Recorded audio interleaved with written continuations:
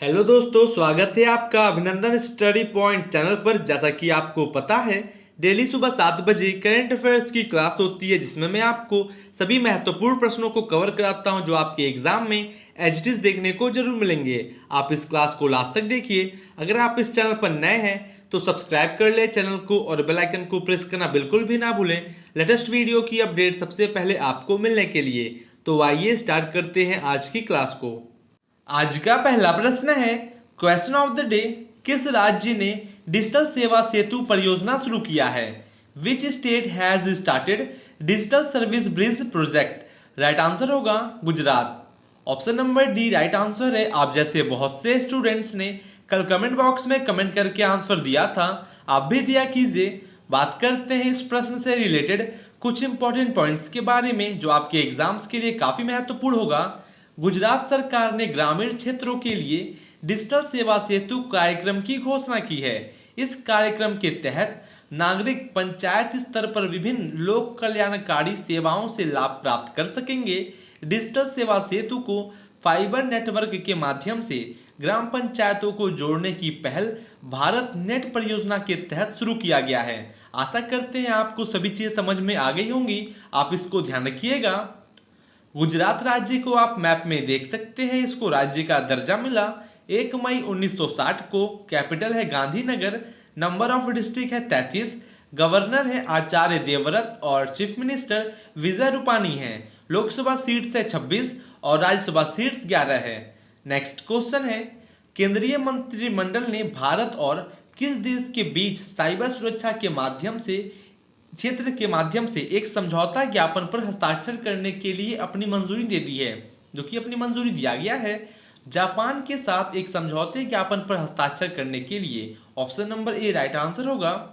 Full detail में बता दें आपको, केंद्रीय मंत्रिमंडल ने भारत और जापान के बीच साइबर सुरक्षा के क्षेत्र में एक समझौता ज्ञापन पर हस्ताक्षर करने के लिए अपनी मंजूरी दे दी है। इसका उद्देश्य उभरती प्रौद्योगिकियों में सहयोग बढ़ाना, महत्वपूर्ण बुनियादी ढांचे की सुरक्षा, साइबर स्पेस और संचार नेटवर्क के लिए खतरों को कम करना है, और यह आईसीटी बुनियादी ढांचे की सुरक्षा को भी मजबूत करेगा। आप ये ध्यान रखिएगा दोस्तों, एग्जाम के लिए महत्वपूर्ण है। जापान की राजधानी है टोक्यो और जापान की मुद्रा है जापानी येन। नेशनल गेम है जापान की सुमो कुश्ती, जो आपके एग्जाम के लिए काफी महत्वपूर्ण है। दोस्तों आप इस क्लास को लास्ट तक देखिए, आपको बहुत कुछ सीखने को जरूर मिलेगा, आप में इंप्रूवमेंट होगा और आने वाले एग्जाम्स के लिए आप काफी अच्छे तरीके से प्रिपेयर भी हो सकेंगे। अगला प्रश्न है, कौन सा राज्य मास्क की कीमतों को नियंत्रित करने वाला पहला राज्य बनेगा? जो कि महाराष्ट्र राज्य पहला राज्य होगा जो मास्क की कीमतों को नियंत्रित करेगा। महाराष्ट्र में मास्क और सैनिटाइजर की कीमत को नियंत्रित करने के लिए नियुक्त समिति ने राज्य सरकार की एक रिपोर्ट सौंपी है। सरकार की मंजूरी के बाद संशोधित दर पर मास्क बेचना अनिवार्य होगा और इसके साथ ही महाराष्ट्र मास्क की कीमतों में कटौती करने वाला पहला राज्य बन जाएगा। साथ ही सैनिटाइजर की कीमतों को भी नियंत्रित किया जा रहा है। आप ये समझ गए होंगे। महाराष्ट्र राज्य को आप मैप में देख सकते हैं, यह राज्य बना था 26 जनवरी 1950 को। कैपिटल है मुंबई। नंबर ऑफ डिस्ट्रिक्ट है 36। गवर्नर हैं भगत सिंह कोश्यारी और चीफ मिनिस्टर उद्धव ठाकरे हैं। लोकसभा सीट्स है 48 और राज्यसभा सीट्स 19 है। अगला प्रश्न है, कोविड-19 उचित व्यवहार के लिए किसने जन आंदोलन शुरू किया है? राइट आंसर होगा नरेंद्र मोदी, जो कि प्रधानमंत्री नरेंद्र मोदी ने जन आंदोलन को शुरू किया है। प्रधानमंत्री नरेंद्र मोदी कोविड-19 उचित व्यवहार के लिए एक अभियान जन आंदोलन शुरू किया है। आगामी त्योहारों और सर्दियों के मौसम के साथ साथ अर्थव्यवस्था को फिर से शुरू होने के मद्देनजर अभियान को शुरू किया गया है। उन्होंने लोगों से हमेशा मास्क पहनना, हाथ धोना, सामाजिक दूरियों का पालन करना, इसको याद रखने का आग्रह किया है। आप ये ध्यान रखिएगा। दोस्तों मैं इतना फुल डिटेल में इसलिए बात करता हूं, आपके एग्जाम में प्रश्न कहीं से पूछा जाए, आप आसानी से सही प्रश्नों को कर सकें। नेक्स्ट क्वेश्चन है, 40 साल की अवधि के लिए जेवर में हवाई अड्डे के डिजाइन, निर्माण और संचालन के लिए ज्यूरिख एयरपोर्ट इंटरनेशनल के प्रतिनिधियों के साथ साथ किस राज्य ने एक रियायत समझौते पर हस्ताक्षर किए हैं? जो कि उत्तर प्रदेश राज्य ने एक रियायत समझौते पर हस्ताक्षर किए हैं। उत्तर प्रदेश सरकार ने ज्यूरिख एयरपोर्ट इंटरनेशनल के प्रतिनिधियों के साथ एक रियायत समझौते पर हस्ताक्षर किए हैं। यह 40 वर्षों की अवधि के लिए जेवर में नोएडा अंतर्राष्ट्रीय हवाई अड्डे के डिजाइन, निर्माण और संचालन के लिए हस्ताक्षरित किया गया है। हवाई अड्डे को सार्वजनिक निजी भागीदारी के रूप में विकसित किया जाएगा और इसे 2024 में शुरू किया जाएगा। आप ये ध्यान रखिएगा।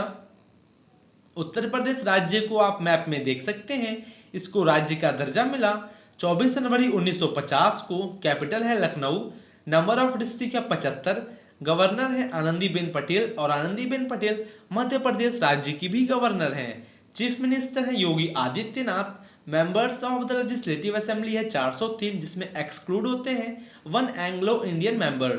लोकसभा सीट्स है 80 और राज्यसभा सीट्स 31 है। आपको बता दें, लोकसभा सीट्स और राज्यसभा सीट्स सबसे अधिक उत्तर प्रदेश राज्य में है। आपके एग्जाम में प्रश्न पूछते हैं कि लोकसभा सीट्स किस राज्य में सबसे अधिक है? उत्तर प्रदेश। आप ये ध्यान रखिएगा।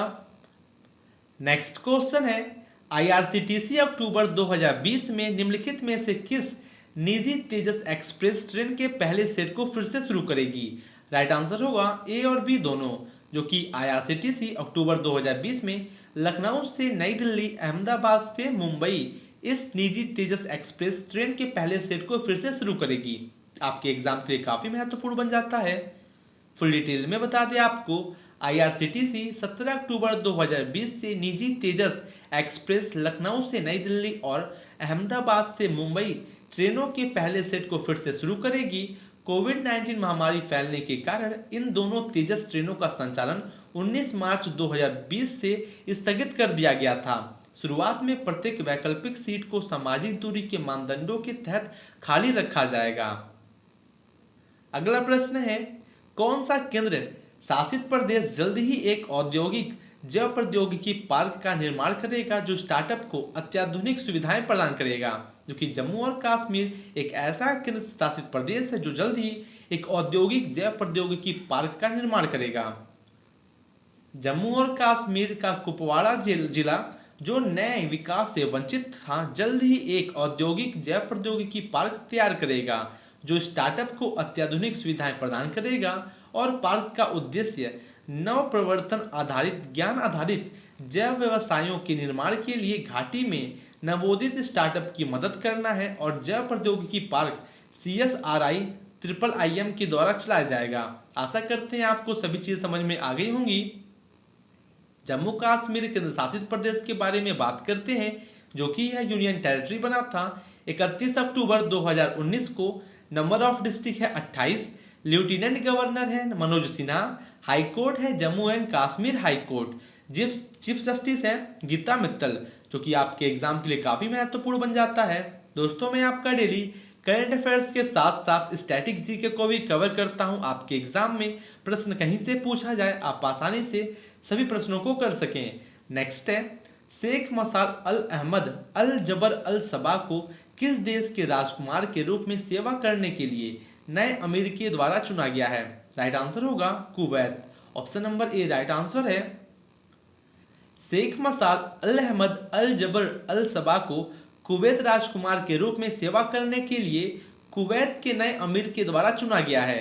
शेख मसाल वर्तमान अमीर के सौतेले भाई हैं और उन्होंने कभी भी कोई राजनीतिक पद नहीं संभाला, लेकिन 2 दशकों से सत्तारूढ़ परिवार के एक प्रमुख सदस्य रहे हैं। 2004 से नेशनल गार्ड के रूप में इसने उप प्रमुख के रूप में भी सेवा की है। आप ये ध्यान रखिएगा।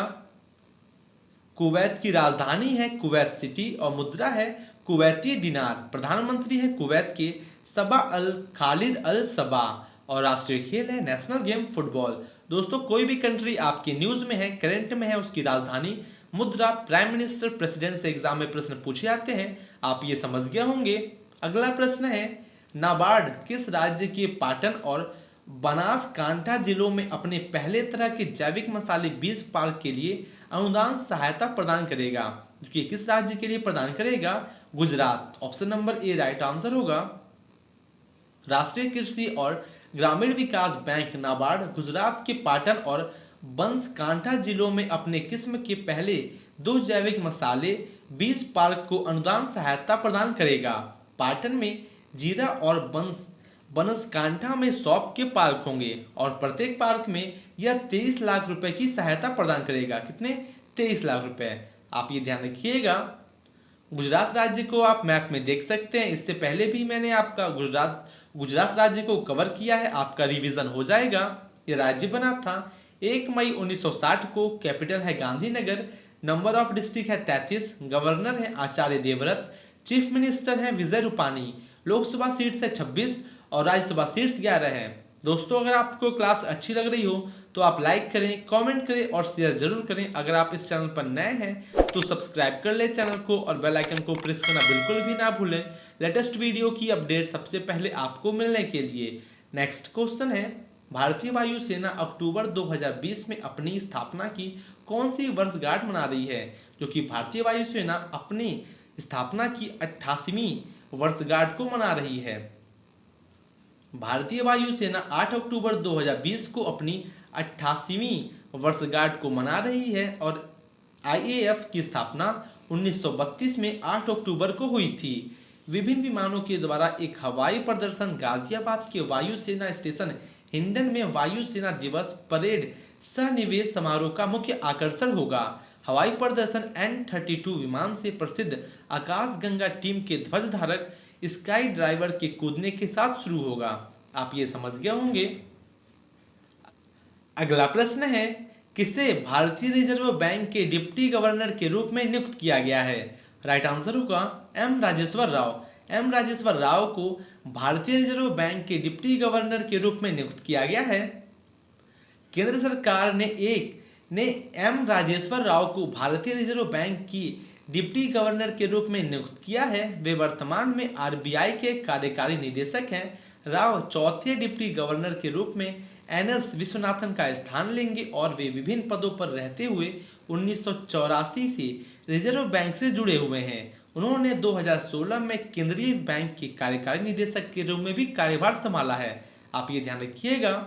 दोस्तों, जितने भी क्वेश्चन मैं कराता हूँ सभी टॉप लेवल के होते हैं जो आपके एग्जाम में एज इट इज देखने को जरूर मिलेंगे। आप इस क्लास को डेली जरूर ज्वाइन करें और अगर आपको इस क्लास की पीडीएफ चाहिए आपको इसी वीडियो के डिस्क्रिप्शन में टेलीग्राम ग्रुप की लिंक मिल जाएगी। आप उस लिंक से ग्रुप में ज्वाइन हो जाइए, आपको सभी पीडीएफ वहां पे प्रोवाइड कर दी जाती है।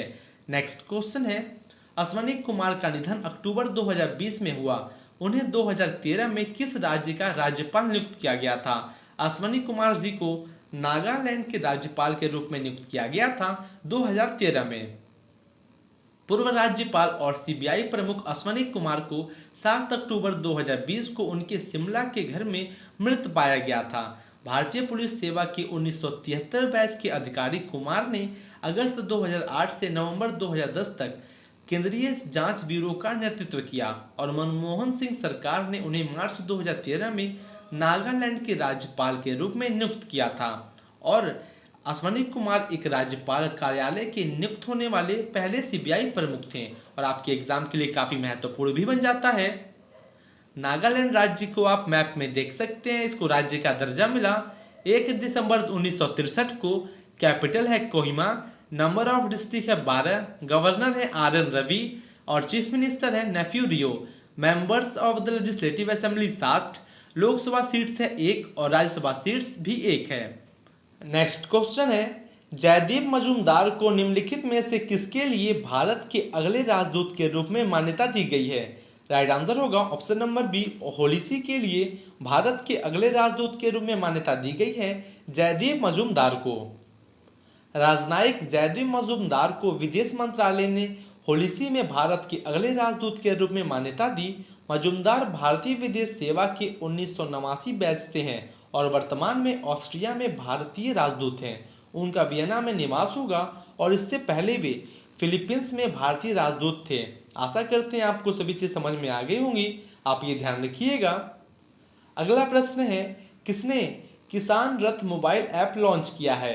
हु हैज लॉन्च्ड किसान रथ मोबाइल ऐप? तो दोस्तों ये है आपका आज का homework. Question of the day, आपको इसका आंसर कमेंट बॉक्स में कमेंट करके जरूर देना है। आप जैसे बहुत से स्टूडेंट्स डेली कमेंट बॉक्स में कमेंट करके आंसर देते हैं।